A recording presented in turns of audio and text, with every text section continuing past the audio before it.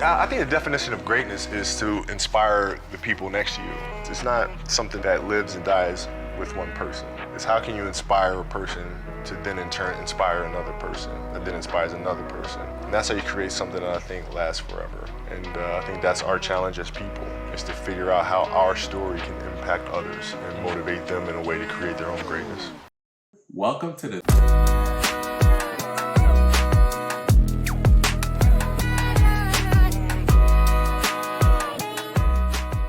Welcome to the 3-on-3 podcast. That's right. You're tuned in to the number one NBA podcast in the universe. I am joined with my guys, my compadres, my amigos. You got Evan right here, my boy Lou, and we have the Pod Mamba who's in the background producing us to the utmost excellence so we can continue to be that number one show for you guys. We have a great show in store for you today. We'll essentially be talking about the top teams in each conference and how they shake out, whether they're championship ready. Some top teams, have they actually made a statement and said we're actually contenders when people have doubted us? And then some teams that are looking at the contenders, hoping to be named that by the end of this season. So we have a great show in store. Let's just jump right into it, guys. This first segment, we're going to be talking about the teams that actually made a statement this past week, and we're talking about Detroit and San Antonio. These teams have essentially been at the top of their conference, right, for since the beginning of the year. They haven't wavered. I don't think San Antonio has fallen past 3. If they did, maybe for a blip or a second, but they're right back up at number 2. Same thing with Detroit. Detroit has essentially basically been at the top of the conference since the beginning of the season. They haven't wavered. I know they've jockeyed positions with the Knicks earlier on, but that was earlier on. After that, after the first quarter of the season, essentially after the in-season tournament, we can say they've had a commanding control on the number one spot. So they've both had a couple games here that are statement games. Let's start with Detroit, fellas.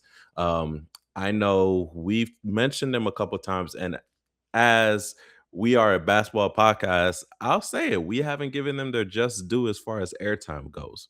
We really haven't given them the props yet. I think a lot of us were kind of waiting for the other shoe to fall or other teams to kind of make a run, and that has yet to happen. So let's start with holding us accountable, guys.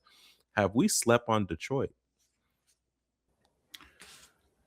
I'll say it's impossible as a Knicks fan to have slept on Detroit this year because Detroit has stepped on us all year.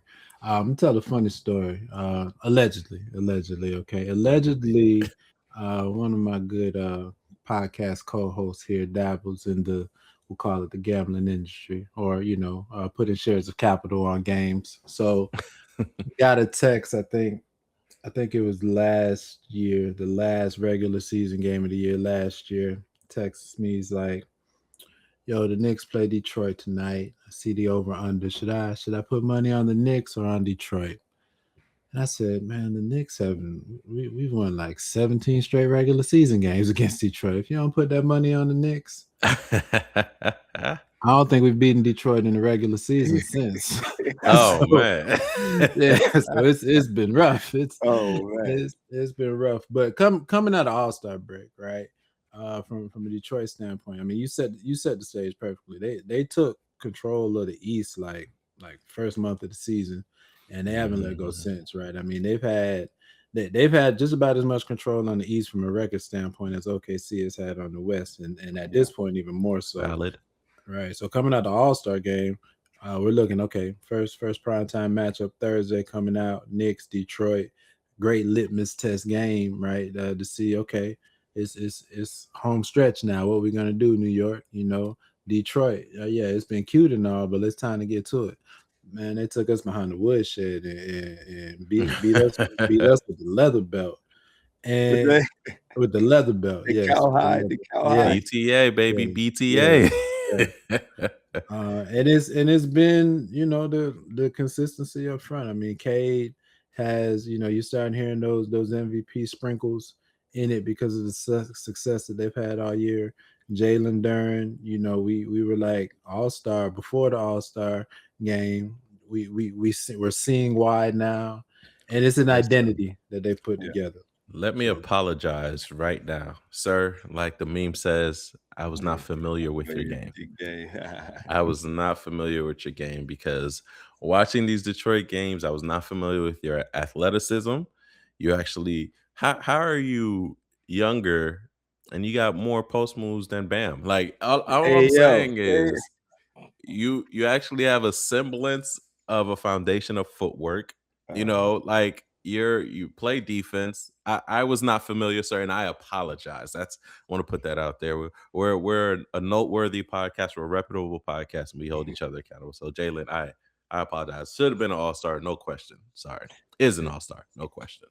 No yeah, question. this Detroit team, I think identity is where you nailed it because these guys they're really here, and they're not fool's gold. And then other than what Kate is doing individually, you see how he's elevating the game of his team. So yeah, man, it's really dope to see. And like you said about this MVP talk, I know at some point we'll dive into that a little bit more, but Cade is definitely a strong candidate because then when you talk about a team at a high level that are performing at a high level, and then if you were to remove that player from that team, how large of a drop off do they have, right? And this success, this run, and what they're doing is directly attributed to Cade and what he's doing to lift up his team. So exciting. Well, actually, on that note, what proved to me that they were really legitimate, and to Evan's note, actually, about how they're similar with OKC, we saw that OKC has had multiple players in and out of their lineup, right? Most notably Jalen Dub, and then Shea, who's been out for some time, actually just played last night, the other day against Denver, right? And OKC was still doing their thing; they were still winning games. I like to give credit to Detroit, and this is how I know that their culture is real and it's not fake. They were in that tight game with Cleveland, right? Cade fouls out, right? They go into overtime and they win. They still pull it out, which lets me know that there's a culture there that's intact. All right. Now, don't get me wrong. They need K to advance, right? They need them to win. That's without a doubt. But it lets me know that a culture is established there. The framework's established there. Everybody knows their assignment. Everybody knows that it's next man up Yep. and they're ready to contribute and do what it has. There's not an ego there. There's not a shying away from stepping up. Everybody's on the same page, similar to what your top teams have been in the past. So it was really refreshing to see that. I think it was actually a good thing for K to be out and for them to kind of see like, no, we can do this and we can beat a top team because Cleveland was no slouch. They didn't have Donovan Mitchell either for the whole game, and they put up a fight. So, and we'll talk about Cleveland later in another segment, but that to me shows that they're not just fake tough guys. I know everybody has been comparing them to, the previous Detroit teams with Ben Wallace and Big Shot Billups, who's fighting a case right now. Um, Rip Hamilton. And even going back to the bad boy Pistons, right? With your Isaiah Thomas and things and saying, are they really that bad? Is it just an act? And, with Isaiah Stewart being suspended for those 7 games with the fight that they got in, I'm here to say, no, they're legit tough. They're legit tough. They're not afraid to get scrappy. They're playing great basketball. They're fun to watch, man. I'm actually sad that I didn't spend more time watching them as I should. Two things to the games that you mentioned. One, yep, they beat OKC. They didn't have Shea Gillian. I don't think Jalen Williams either. They beat Cleveland without James Harden and Donovan Mitchell, as you mentioned. And easy to say, well, those two teams didn't have their stars. Those games didn't count. What I like most about that Cleveland game, Detroit had no business winning that game. Right? They were At down. all. They were down the entire second half, down the entire fourth quarter. And to your point, it's that keeping, staying true to your identity, not letting games get away like we let this one go. We got it the next night. Staying involved, even when K was fouled out, to the end. I learned a lot. I learned about a lot about them watching them pull out a game that they had no business winning. Now, I do want to ask you, how in baseball or really in football, like there's different styles of teams that make sense. Like like Georgia Tech before this past year, they're always going to be like a wing T type team. You have triple option type teams. You have teams that like they're only successful in certain styles. Is there something to Detroit only being successful when they play this bad boys tough identity style of basketball? It's almost like a superpower in the water that when the team finally taps into the identity of the community or somewhat, it pulls out the best of the team. It's fascinating to me. No, you hit the nail on the head. I think it's just that. It's the identity of the community. It's the seasoning in the community. Just like you talk about how New York's water, right, has the best water. That's why the dough tastes better in the pizza and everything like that. No aquifers, they don't know about that. Keep going. Yeah. It's the natural ingredients and resources in the area that contributes to the seasoning of the food. I think that's exactly it. Detroit has a natural, Motor City has a natural grinding to it, and the fans will not settle for anything else. And you have to cater to your fan base, right? Anything less, they want you out of here. It's not gonna work. It's not gonna put butts in the seat. So when they tap into that, they get the best. And as we know, players get fueled, man. When the crowd's behind you and they're chanting your name, yelling MVP when you're at the line, and that gets them going. But you're so right. If I can't think of any other team that has stuck to that model, right? So rigidly as Detroit. You have other teams who have, like, I think Knicks are kind of like that, but the Knicks fluctuate. They used to be a strictly grinded out, but they've gotten a little more flair, right? And they've won and experienced success with that. So they've kind of broken out that mold. And yeah, you're right, man. They're different. Well, I mean, mean, you there's got- also the heat culture with Pat. That was a thing. I don't know if it was necessarily related to the city itself. I think that would be more like LA, right? So all the players that they get are really more into the flash, the celebrity, the Hollywood. So Yeah, it LA is is very exactly that. flashy. Yeah, it's always exactly that. So all these successful teams are definitely cities have identity that it definitely is imbued into the players that they get. I was gonna give Showtime just credit before Pop Mama jumped in. Oh, it might be too late. What are you guys talking about, man? We are a hardworking blue collar team, all right? Oh my gosh, there's nothing blue collar about We Hollywood. tie our shoelaces like everyone else, pull up our bootstraps, and we get to work. That was when y'all were in Minnesota, sir. Yeah. Those other banners you guys stole. That was the Minneapolis It's mantra. the same organization. I don't understand how you don't get this. No, this era of Lakers is Botox and Botox? What the hell? BBLs. There's as many Botox over there in The New York. BBL Lakers. The That's what we're BBL calling it? Lakers. BBL. I'm here for that. The BBL Lakers. Let's go. I can't wait for All Portland right, to move their team to another city.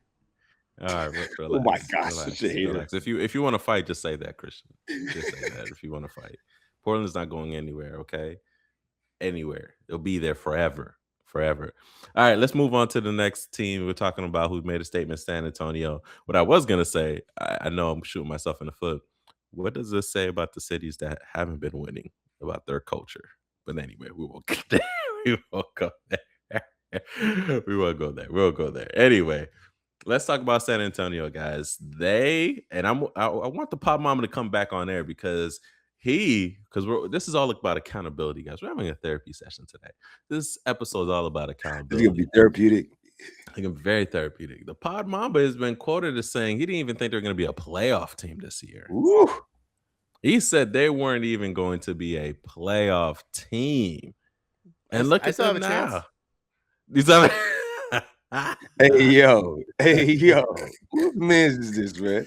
Oh, yo, Season's not over. Keep hope alive. You're right. Four other players can have season-ending injuries at any time, so you never know. You're right, because that's what's happening with the Jazz. Everybody's getting season-ending surgery over there. Someone might need ear surgery.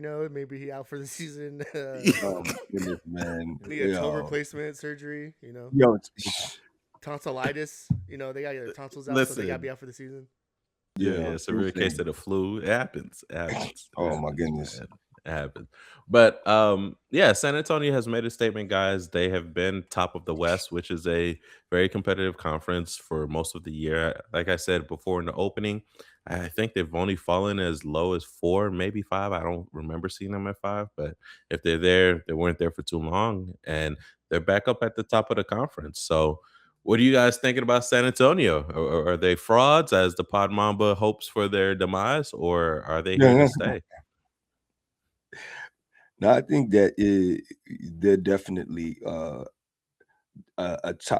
higher tier team, and really, I wouldn't necessarily say I have the same type of confidence that I have in Detroit and San Antonio, but San Antonio is been playing incredible basketball, and obviously with the MVP candidate with Wemby. So, nah, man, what they're doing over there is legit, and they're getting buy-in from everybody on their team. Again, when you talk about culture and stuff, that team is really started to really form their identity as well. So, they've been balling. I think it's gonna. I don't know if they will get necessarily past the second round, but for what they're doing right now, they definitely will end the season as a top team. Man, they've been they're 10-0 on their last 10 games. So they're really showing that they stepped into this back half of the season really full steam ahead. To carry on the theme of just great games this weekend and this cross section of teams playing each other, we talked about Detroit. The one loss they took this week was to the Spurs, a game in which Wemby didn't even play his best, but a game in which I watched that game. That was yeah, a game. Yeah, that was an incredible game. That was and who really showed out to me, like you talk about catching up, because I gotta be accountable as well. I called them a play-in team, so I'm not gonna say I had them up there either. I didn't think they would gel this fast either. I did. I did. I just so my questions were. I said they were a playoff team. My questions were: would Wemby last for the season? And I think even he's talked about coming in the All-Star break, feeling some fatigue. Yeah, he did the grind kind of get into him, but that's impacting him on the offensive end. He's still 7'6" with an 8-foot wingspan on the defensive end, so he's still doing his thing there. And then these guards, Steph Castle, man. Listen. Yes. What his ascension has allowed them to do, they pretty much play De'Aaron Fox as the 2. Yes, thank you. He's not a 1. Right. He's playing the 2. And you have to move free. Oh man, he's in the perfect form. And you have Castle, and then Harper comes in, and there's no rookie drop off for the 20 minutes that Harper comes in. So they're keeping point of attack, strong defense, and excellent guard play around Wemby 48 minutes a game. And you're seeing the pieces that come in. Cornette comes in, looks solid for the time he comes in. They moved Harrison Barnes to the bench. He comes in, still hits tough shots in the fourth. And then Champagnie this past week, he's averaging like 20 a game out of nowhere. These past 3 weeks. He's the wild card for them. Yeah. Because he can be inconsistent. He can give you 20 and then he'll give you 8, 10, right? Great to have that potential on the bench, man. Yeah, but if he hits, they're hard to beat. They're hard to beat. And what I will say, though, about that game, Ev, is I also think Detroit unlocked something, though. They showed you how to contain Wemby best as you can. Because the way they were stunning at him and pushing him out the paint and giving him fits on his dribble. Don't get me wrong, his dribble is great for a big man, but it's still not as great as a guard's handle, right? So they were attacking him on his ground game, and they were pushing him out the paint, and multiple players were on a string, so he would always see multiple players. I think meaning both teams, actually need to go watch that tape again. So just in case, Detroit sees San Antonio if they come out the West, and also San Antonio, like, this is how teams are going to defend us. How do we beat this? How do we come out of this type of defense? Because they were giving Wemby fits. You saw that game. I was like, oh, man, did they figure it out? Did they get the cheat code? And lo and behold, There's no cheat code, fam. Well, I mean, when you have somebody, of course, I mean, once his hands get up, once the ball's above the rim, I mean, you've lost, right? So you got to keep him in the mud, right? The challenge is not every team has both the discipline and identity to do Correct. that.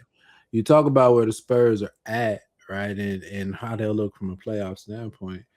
The fact that they're 2 games out of the 1 seed right now, and have given clear distance between themselves and the third, you're entrenched in the 2 seed.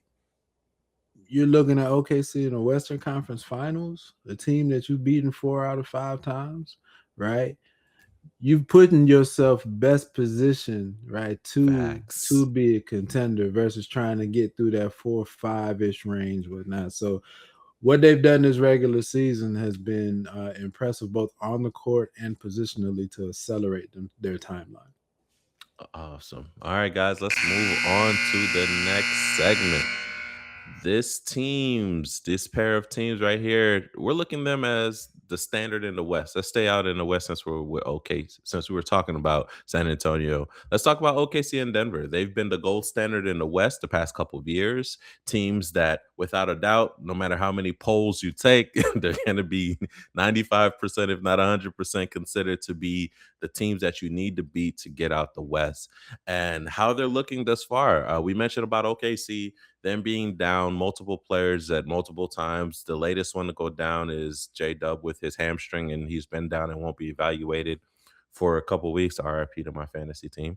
So he'll be looking at Shea just came off of his injury, but he was on a minutes restriction, so he didn't play actually during that Denver overtime. He didn't play at all in the overtime, and they still gutted it out. And then Denver, right? Jokic coming off an injury. People are saying he still doesn't look like his MVP self, but he's still putting up triple-double like numbers. Like, stop playing. And then we have people showing up for Denver, like Brown's back from injury as well, too. They have the other Brown back, and then they also have Jamal Murray, who Av's critique of him has, hey, he's always unhealthy more than he is healthy, and he stayed healthy. What are you guys thinking? Are they still representative of the gold standard in the West? And if not, what do they need to work on? When I watch both these teams, one, I'll give OKC their credit first. I'll start there. Like you said, Shea being out for a couple of weeks, J-Dub has been out really most of this season. This has just been a struggled year for him. When you look at the week RIP, they've RIP. had, when you look at the week they've had, right, of the past 10 days, you beat Cleveland, who was riding high, with their new trade acquisition. You beat them without both SGA and J-Dub. Lose a close one to Detroit, but then you beat Denver and OKC. I mean, you beat Denver in overtime, Shea's first game back. What I've appreciated most about OKC is that their identity has carried them through some periods of injury throughout this year. Whoever steps out on that court, whether it be AJ Mitchell, Isaiah Joe, anybody who steps on that Wallace. court, right, Case and Wallace, like, you're getting their peak performance, and they are locked into both the defensive and offensive game plan, and allows them to win games that they could give away, right? Mhm. And that's going to continue to carry them because, listen, defending the championship is hard. You're getting every team's best every night, and you're able to still pull out wins without your top guys. I give them credit for that, and maintaining, the intensity to stay number one despite that. I let Lou jump in on his boys before I give you my thoughts on Denver. Oh no, man, you laid it out well, man. Because with these two teams, again, you're mentioning MVP like consideration for Cade and Wemby. Same thing with these two teams. You got two guys that were always going to be in those conversations, and for their teams to be able to still play well at a high level with them being out, but also seeing the impact when they are back in the game, and then reminding you, like, yeah, these are why these are the top teams. These are why these teams are the standard, no matter how the standings may show. It's just reminiscent of like the Spurs of old. Doesn't matter what you've seen all season, just know when the playoffs come, Pop gonna crack out that playoff playbook, and they're quietly going to end up in the top 4. So that's what I'm expecting to see here with these two teams. Yeah, and as quiet as it's kept, or maybe not quiet as it's kept, there's been some improvements on some of their players. Chet has improved. He's playing well. Absolutely. He's going to be, well, defensive player of the year. That's what they're looking at for him this year. And he's also improved on the offensive side as well, taking up the mantle. Hartenstein has been in and out the lineup. Hartenstein, sorry, he's been in and out the lineup. Hasn't really been healthy. He'll give you what I've seen, because RIP to my friend fantasy. He'll be he'll be in there 5-6 game, and then he's down. So he hasn't been consistent. So shout out to Chet too, as being somebody who's there and who's holding it down and taking that leap and not afraid to do it. But I'm not gonna lie, man. Cason Wallace, he should get the gold star. That man right there, taking it up on both sides of the ball, guarding the top guard every night, and then also not afraid to be aggressive and drive to the hole and pull up numbers. They're special over there, man. I know people were plotting for their downfall this season, looking at the injuries. I thought they were gonna dip. I thought maybe they might be in that 3 or 4 area with the injuries they had. Man, they weren't rattled at all. That's Yeah. that's solid right there, man. And the Wallace piece, man, you saw semblance of it last season. You're like, oh, is there something there? And they've really taken the time to develop it, and he's been able to step in and shine. So these guys are going to be good for a long time. You know what he reminds me of? Who he reminds me of? Who's playing for the Clippers now? Benedict Mather. Like, they're like the same type of player to me. They're both intense. They don't shy away from conflict. They don't care who's in front of them. It's basketball. They don't care who it is.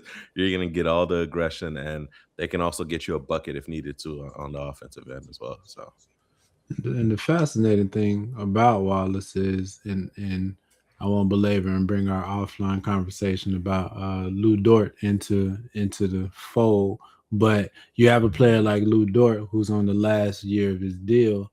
OKC, when you see a Cason Wallace playing the way he is, like you said, both defensively and shooting the ball better, it gives you that option of, okay, we don't necessarily have to spend the money to retain the Lou Dort when we have a Cason Wallace who is showing he's ready for an even increased workload from what he's gotten so far.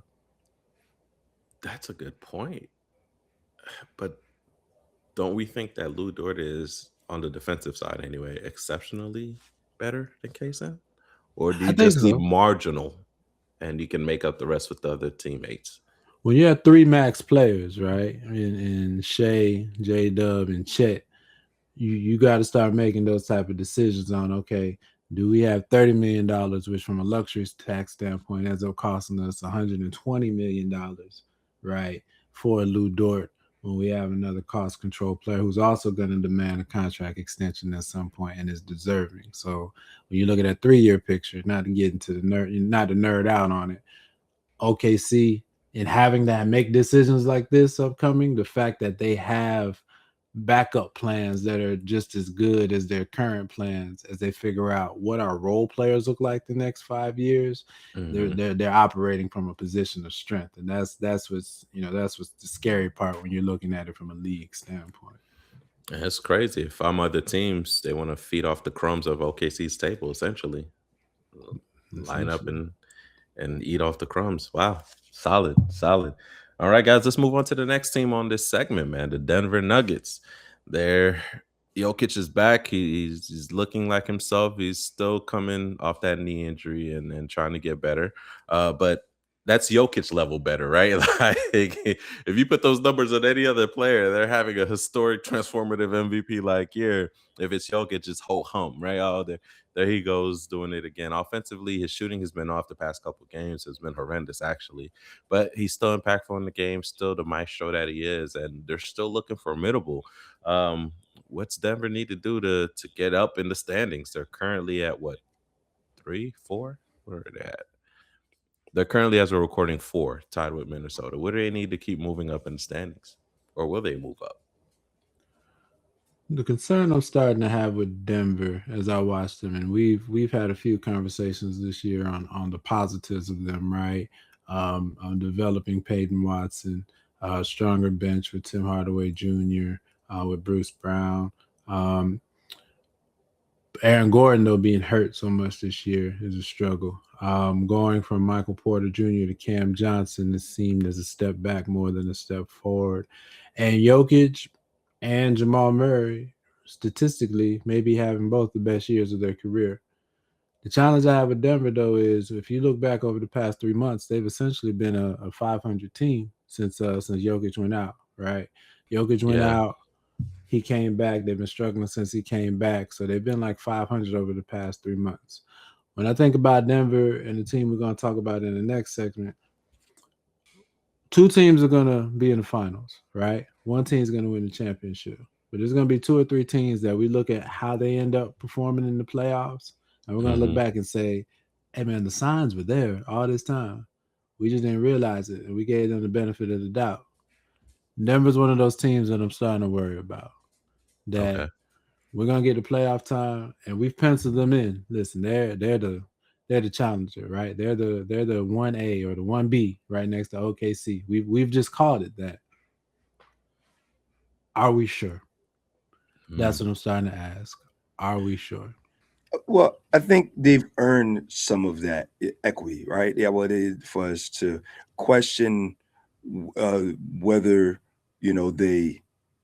we more than accept that they will before they won't, because again, what they've already proven. Just like OKC, it took them a moment to get here, because even with them being top team in the West or in the league, still questions were about them. Are they a true number 1 team? Can they do it? But they've built that equity, so now you already see them as like, yeah, we expect them to be one of the teams that are coming out of the West. So I feel you on that. We get into that point, but I think again they've already built the equity for us to give them the benefit of a doubt. What gives me pause about them is what Evan alluded to, that Aaron Gordon injury. If you think about last year, he pulled out some wins for them. That last minute dunk against the Clippers. He's a weapon in Joker's arsenal that makes them better. And we saw an example of that when they played OKC. They had Braun in the dunker's position, and Jokic would throw an alley. He doesn't jump as high as Aaron Gordon does, and he couldn't finish, right? So that takes that threat away, which is something that would make Joker even more, right, formidable. So I am worried about them in that aspect of what Aaron Gordon means for them, and also defensively too.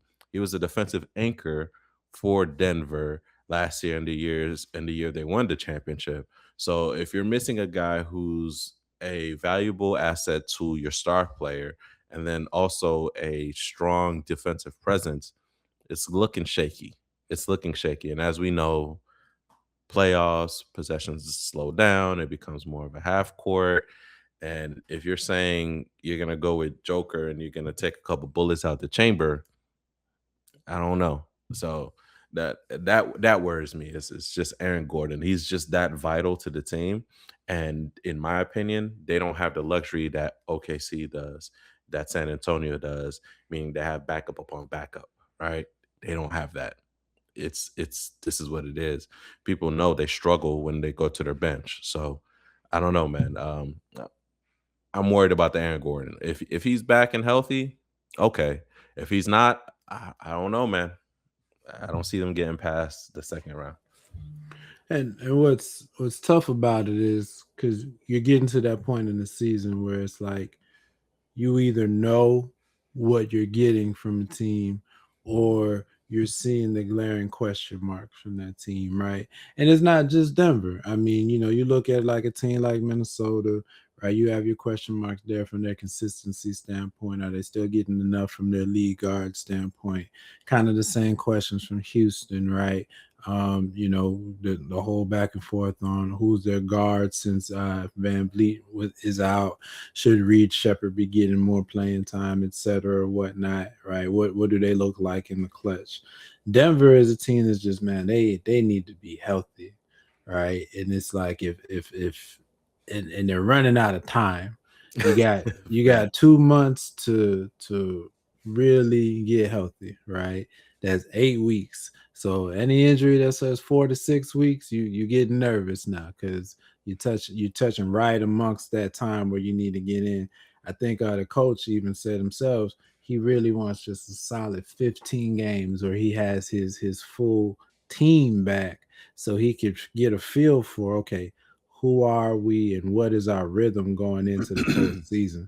If they don't get that, based on where they're bunched up at, right? Do you want to go? Do you want to play 4-5 with Minnesota right now? If you're not healthy, right? Or if you haven't gotten your rhythm yet, you know.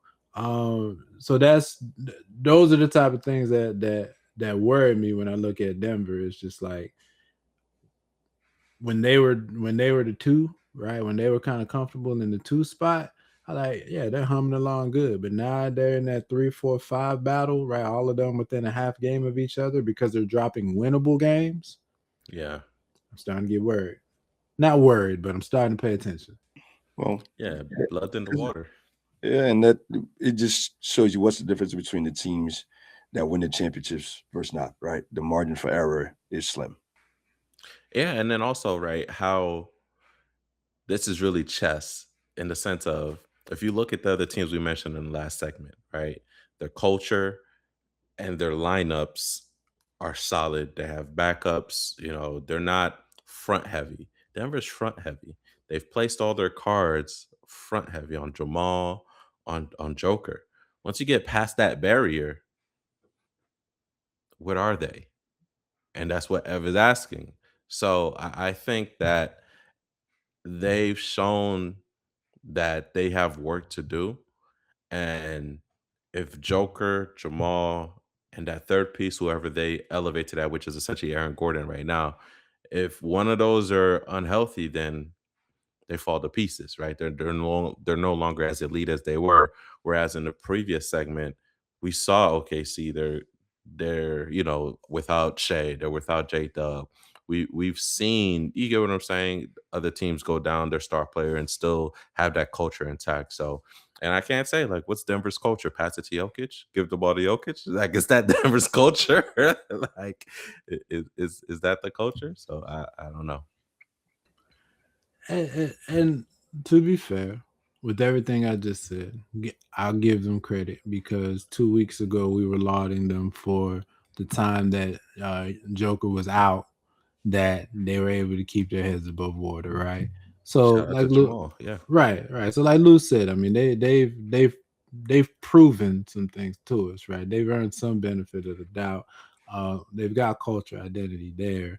It's just right now, this isn't the time to be faltering, right? Because you're running out of runway to make Yeah. sure you have it figured out before you walk That's- into the playoff. 4 of 6 in our last 10. It's not looking good.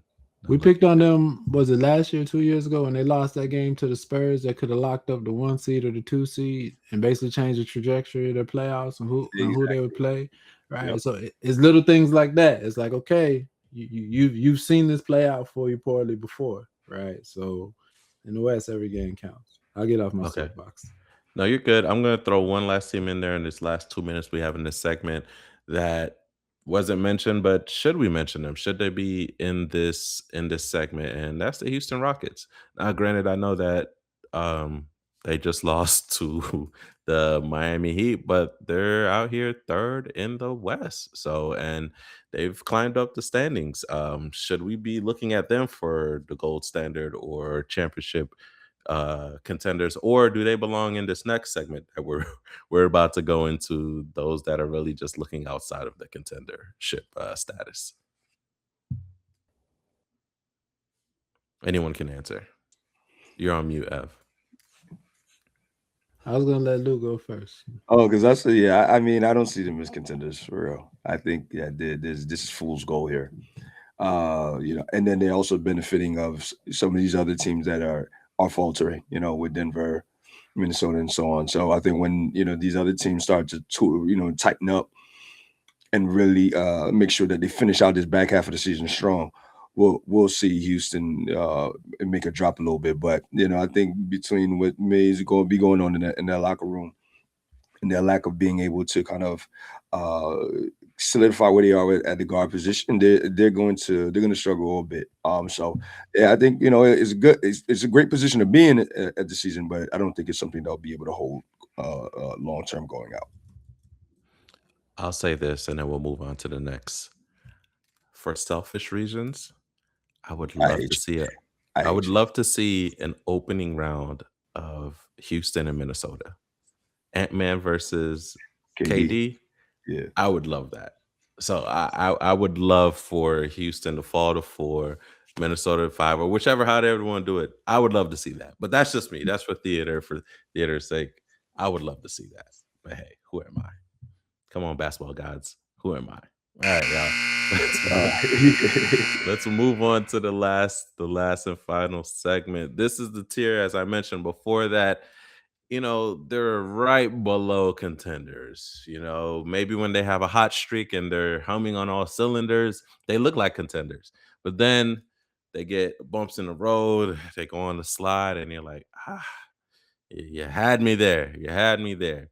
And we're talking about teams like Evans Knicks. We're talking about teams like that. We're talking about Rockets, we said there. We're talking about Cavaliers, Boston.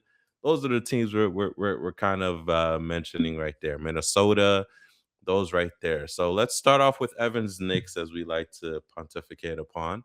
They have been rocking and rolling lately. I'll say this to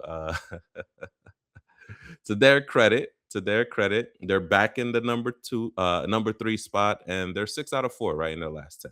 So I don't think they're sliding anymore. They're showing progress. They're getting it together. People like to clown players only meetings, right? You see that all the time in the media, but they've turned it around. They since that player meeting, they've stopped the black side sliding. They've held each other accountable. I'm not going to say they're humming at all cylinders, but they're winning. They're being aggressive. They're showing that they're a competitive team. So I give that to your Knicks, man. But what's keeping them outside this championship contender level at? So many thoughts. I try to keep them brief. We talked about when they were like 3-11 at some point in post winning the NBA Cup. Rebounded from that to win 8 straight coming into the All-Star break. But then coming out of the All-Star break, 2 games against prominent opponents, the Pistons and the Cavaliers, and we essentially no-showed both of those games. And so the challenge with Knicks universe is what we're seeing is exactly what we saw last year, and in some places even regression from what we saw last year. We struggled with our record against top 5 teams and top 7 teams last year was below 500. We're back to the same place this year. Probably our only signature top win was against those Spurs in the NBA Cup. Cat's offense has regressed. OG's offense has regressed. Mikhail's better than last year, but last year was rough, right? And so Jalen's really the only one who's been consistent. And the problem with that is, as I've stated before, we hired a head coach to fix these offensive issues.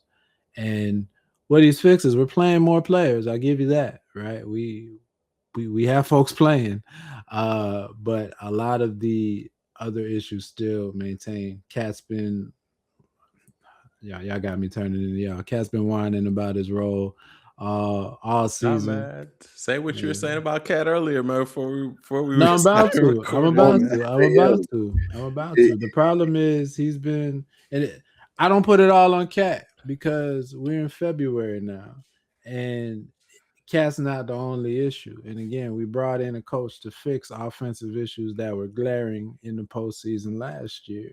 And if you're in February, 5-6 months into the season, and you still haven't figured them out while your team has been relatively healthy, that's a problem. What do we pay for? If this was Amazon, you start thinking about, doing a return. I didn't get what I ordered. I'm just saying.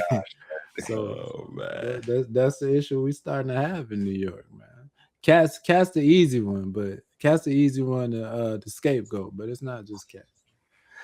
I have a question for you in terms of because being Jalen being your, I guess, your brightest spot in this whole thing. Mayor of the city, go ahead. Yeah. Do you think that actually that his style of play and how everything is currently structured is detriment or not necessarily allowing the rest of the team to be better offensively? I'm not saying necessarily blaming Jalen, but it's like, okay, do we need to necessarily change something with how his usage, how were you running the offense with him, so that the rest of the team can actually flow in some sense, because it feels a bit disjointed and you're not getting the max, the max Potential out of potential out of the lineup. your guys. Yeah, exactly. So I'll answer it this way. First off, any subtle attempts at besmirching the goodness of Jalen Mamdani Brunson will not be allowed here, okay? There's no but- slander for Jalen but- Brunson, man. Gosh. But to that point though, we got role players, man. That's really what it comes down to. We have role players in OG and Mikal Bridges, and we thought we would turn them into more than role players. But Mikal Bridges, outside of a hot 5 months in Brooklyn, is a role player. OG, he's a role player. Cat, his head's just not right now. So that's where I take it. I think Jalen Brunson, Too much the wedding right planning. player behind him. I mean, listen, man. Happy You said too life, much happy what? wife, happy life, man. Wedding planning. Oh, listen, man. Zesty's in his prime right now, man. He's living his best life. I can't be mad at him. My issue with the whole Cat, and I agree with Ev, he is the easy scapegoat because his issues are just the most glaring and easy to fix. Easy to fix in the sense of you have control over it as a player and you just have to make that adjustment, and you fail to make that adjustment. I hate to mention it, but we have a quota here. We have to talk about a Laker. So I liken it to what's currently going on with dominating, right? How he's not dominating, and they have to do Space Jam like moves and give him Mike's secret stuff to motivate this man to get out here. You are a grown adult, former first rounder pick.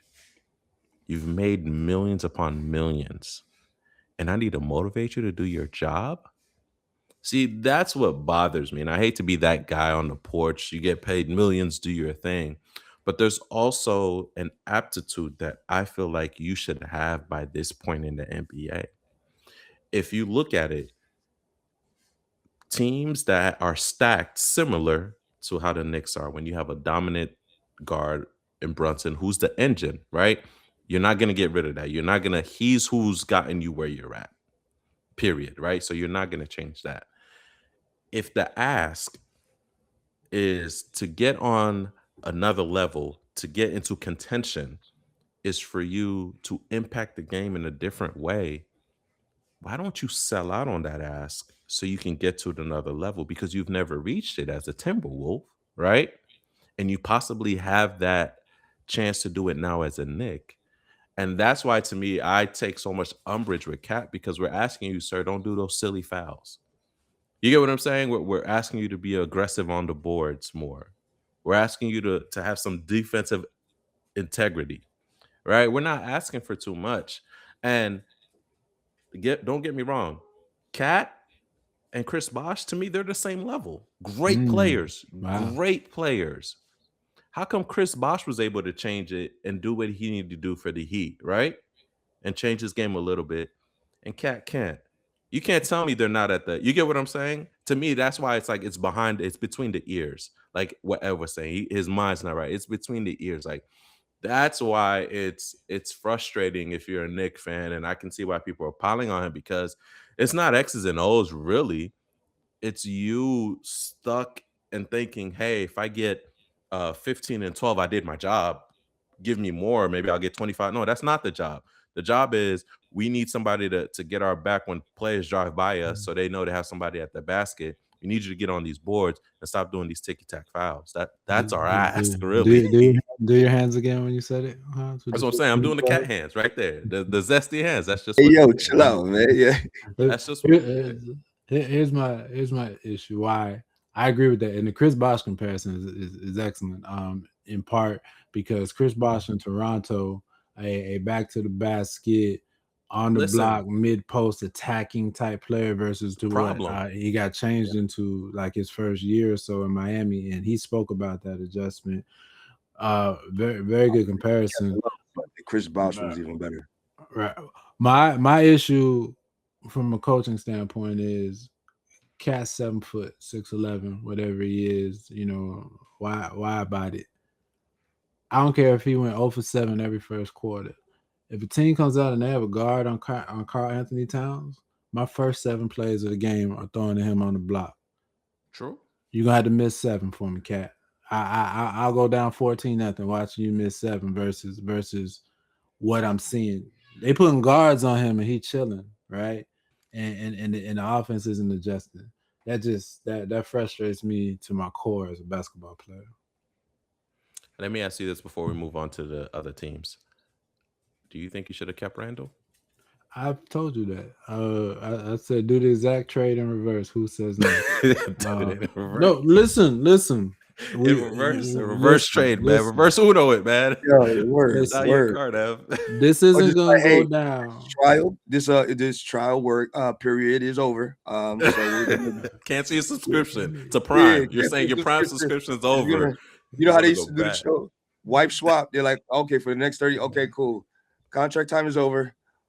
We think we'll give you the players back now. Hear me here, okay? In Knicks history, people might not remember this, but I'm going to tell you this is fact. In the last 25 years in Knicks history, the most consequential circumstance to our results was when Jaime Hitler Jaquez injured Julius Randle in a late January. Hey, yo. You and Lou gotta chill out, yo. You and Lou I said what I said, okay? Yo, we would have went to the finals that year, bro. We would have went to the finals that year. Lou has a hit for Grayson Allen, Evans, Jaime Jaquez. Yo, I gotta relax, bro. It's on site. Me and supposed to roll up on him. That's all I got. I'm just saying, once you injure somebody, okay, you on that list, bro. You on that list. Oh man, that's wild. All right, y'all. Let's move on to other teams that are potentially on the outside looking in terms of contenders. Let's stay on the East Coast. Cleveland Cavaliers, man. What are we thinking? This trade was supposed to be something that allegedly moved the needle for them. They came out the gate really strong with Harden, but now he has a fractured thumb. I think it is. I don't know which digit it is. I think non-shooting thumb. Thumb. Okay, it is a thumb. And then you have Donovan, who's out for a little bit. I think it's a groin. Is it groin? I think it is. Yeah. So he's out for a bit. What's up with Cleveland, man? Are they back to their old? I mean, they have been injury ridden this year. They've been struggling with injury. They can't win. But are they still going to be in that contender outside looking in situation, or could they actually make a run and get up in there? Man. Same, the foundation of this argument or what their hindrance is going to be is the same we discussed about Denver. Yeah, availability, and this is the wrong time to be having those issues. I don't know. I personally, I know how I feel about Harden, so I don't think that this moves the needle for them.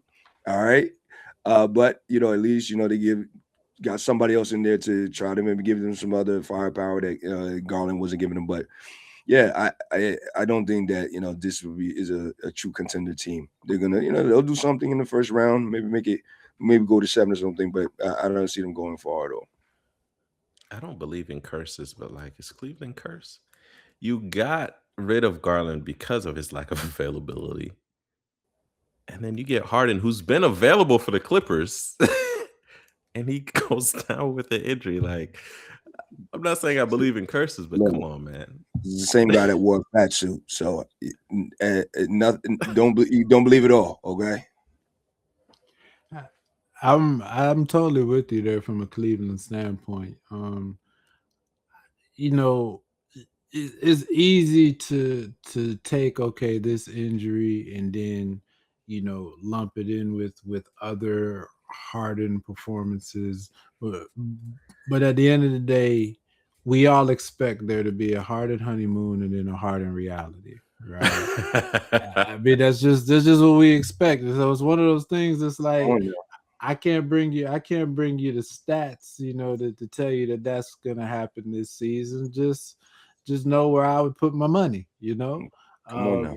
And so whether it's yes, listen, Jared Allen, tremendous February. That pick and roll partnership, turned back into the lob threat that he was in Brooklyn. We talked about that Cleveland game where they lost to Detroit. Had no business being in the game without their top two players. Had no business losing the game after they were up the entire game. But I'm still looking at Evan Mobley. Listen, excellent first name, right? But we're still waiting on that extra leap. We waiting Hey, on yo. that. We're waiting on it. Hey, everybody's out. We looking for 30 from you. We looking for 30 and 12 from you, sir. Let me ask you this real quick. I'm gonna throw a wrench in this whole thing. You trade Cat for Evan, man? Tomorrow, today. Listen, I feel like Evan has what you need. You drive and pick him up and do the swap and go. Absolutely. I'd introduce. Hey, hi, Evan. I'm Evan. Let's Evan. Let's go to New York. Put his first name on the jersey. Let's go. Absolutely. He has everything you need. He defensively, he does it. He can go without the touches. He won't argue about it. And I'm just throwing it out there, man. I might need to look into that, man. Cat and Harden playing together. Oh my gosh. That's like at the end of which Ghostbusters was that? I'm aging myself. Where the worst thing they could do is cross streams, right? This sounds like something else, but no, the worst thing they could do is cross streams. But finally, the defeat, whatever monster they were defeating at the end, they did cross streams. The worst thing they could do, and the negative turned into a positive impact. Cat and James Harden would be like crossing streams. You can't have these two polarizing, underperforming players together. That sounds like catastrophe. Absolutely. But maybe streams, Evan? I knew somebody was gonna take this left. I knew somebody was gonna. If no one's gonna do it, I'm gonna do it. As I was saying it, I was like, "What did I just do to myself?" But if let's sell this trade to the good people of Cleveland. That's an off-season win-win. I'm trying to help you out. I think that'd be a great. Who says no? You both win. I agree. You both win. Cleveland definitely wins if you're listening. Okay, good people of Cleveland. You selling it right now. Oh my goodness! Who is this used car salesman? Cat, James Harden, Donovan Mitchell, LeBron James. Whoa! Oh wow! Now we're talking. Now we're talking. Get in there, Pod Mamba. Sell it to you. Let's go. Let's go. Cleveland, if you're listening. Put the sign back up on the the building, right? Put LeBron's sign back up. Let's do it, man. I like it. I said that during the trade deadline. We are all witnesses. Yes. I said in the trade deadline, he needs to go back home, man. Go back home, retire, do it nice. There's so many asterisks about your career, and all of that, and your GOAT title and everything. Like, how many asterisks can you have on one team? Right. Man. Let's get change the name to the asterisks. Man. Oh man. Hey yo. That's gonna be solid. All right, fellas. Oh man. All right. For all the other teams we didn't get to, we apologize. I think really the only team we maybe left out was going to be Boston, and I'd say Minnesota. But they're at where they're at. We know what's happening, and we mentioned Minnesota about them being on a roll and getting up in there. So we'll get there next week. We'll mention. Let's say do something amazing this week, and we'll talk about you next week. How about that? Hey man, you're gonna get Jaylen Brown to come after you. Hey yo, that man, you're gonna get Jaylen Brown. All right, fellas. Everyone, thank you so much for joining us. We appreciate it as always. Please hit us up on our social media if you have any questions, concerns, or just want to interact with us. Thank you so much. We'll see you guys next week. Peace, guys. Take care. What's up, guys, and thanks for listening. I want you to do 2 things for me right now. 1, give this episode a thumbs up, and 2, be sure to subscribe to our channel. You can also follow us on all the socials at the 3on3 Podcast and send us an email at the 3on3podcast@gmail.com. We appreciate you, and tune in next week.